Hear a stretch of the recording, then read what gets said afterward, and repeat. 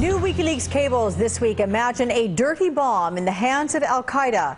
It is a frightening possibility revealed by those WikiLeaks cables. The group may have been trying to recruit rogue scientists to build dirty bombs to use against soldiers in Afghanistan.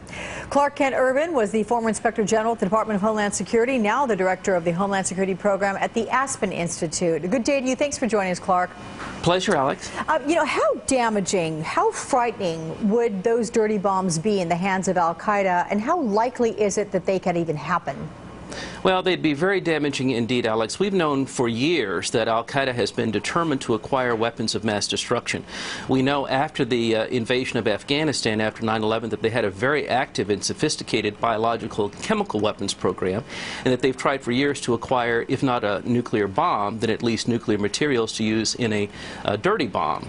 That is relatively easy to do, to acquire enough nuclear material to have a dirty bomb. Now, obviously, it wouldn't kill millions of people. It wouldn't have the devastating impact of a nuclear bomb, but it certainly would contaminate a large area. And the main thing is, it would cause considerable panic and would be catastrophic in terms of the psychological impact here in this country. But what you're describing, putting this out on troops in Afghanistan, that's far different than were this to make it, say, to the center of Times Square.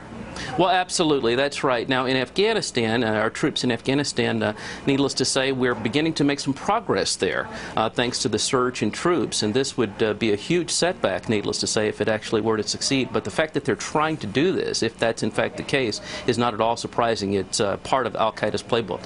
You know what's interesting also coming out of these WikiLeaks cables? I'm suspicion that there might have been a fifth suicide team looking to blow up another target 10 years ago on 9/11. I mean, the documents reveal 3 men were doing some sort of surveillance on the World Trade Center. They had ties to a convicted terrorist group. They were booked to fly on September 11th from LA to Washington, but they never got on that plane. The plane is the exact same flight that crashed into the Pentagon the next day. What do you make of this? Well, you know, one of the things that has been troubling since 9/11 is, what do we not know? There's always been concern that there might have been additional hijackers.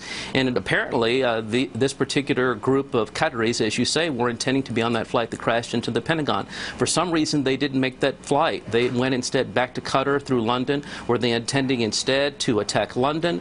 Were they intending to re-enter the United States for a second wave of attacks? I'm reminded of what Don Rumsfeld used to say, whose book will be out next week, about known unknowns and unknown unknowns. What don't we know about 9/11 still? It's really chilling. But is what we just talked about, is that known to the intelligence community, or is this the kind of thing like they're reading about it on WikiLeaks and then scrambling and thinking, wow, what was this that we missed? Well, my sense is that the intelligence community did know about this. This WikiLeaks was a cable back in 2010, and it was a cable from our embassy in Qatar back to the Department of Homeland Security. My impression is that the intelligence community was well aware of it and has been trying to run it to ground for a number of years. I think what's troubling about this, though, is it is not in the interest of the intelligence community. It's not in the national security interest of the United States for these 3 Qataris and for their accomplice to know that we know about them and that we're searching for them. And so it's just another indication of how damaging these WikiLeaks have been, and it's really troubling to me that Julian Assange is still on the loose and has not yet been called to account in American courts for this devastating damage he's done to American national security. What's also interesting is that we're getting information about Al-Qaeda, specifically the branch in Yemen,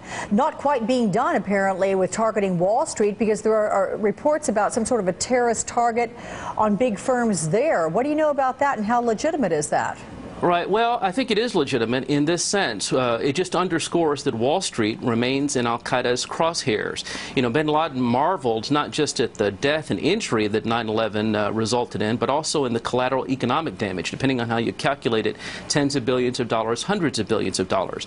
And of course, you'll recall back during the 2004 campaign, there were reports of casing operations regarding Wall Street generally, the New York Stock Exchange, the Prudential Center. It turns out that casing took place in 2001, but the point is that Wall Street has been a target of Al-Qaeda for a long time, and if, God forbid, there were a terror attack on Wall Street, or anywhere else for that matter, this year, 9/11, it would be the 10th anniversary of 9/11, it would be especially impactful, and we're just beginning, thankfully, to see the signs of an economic recovery, and needless to say, we would be knocked back on our knees economically if that were to happen. So it's very troubling indeed, and just a part of a parcel of plots that have unfolded in the last few days. Yeah, I was about to say, unthinkable. We don't even want to go there. But Clark Kent Irvin, thanks for the discussion. Thank you.